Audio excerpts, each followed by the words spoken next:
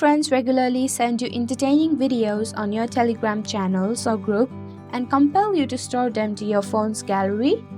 If that is the situation, you can easily save videos from Telegram to your gallery. Hello everyone, welcome to Online Help Guide. Today in this video, I am going to show you how to save videos from Telegram to gallery. So without any further ado, let's get started. Open your Telegram on your device. Open the chat you would like to save videos from Telegram to gallery. Tap on the video you want to save.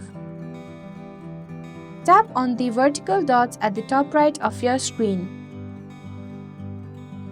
From the menu, tap on Save to Gallery.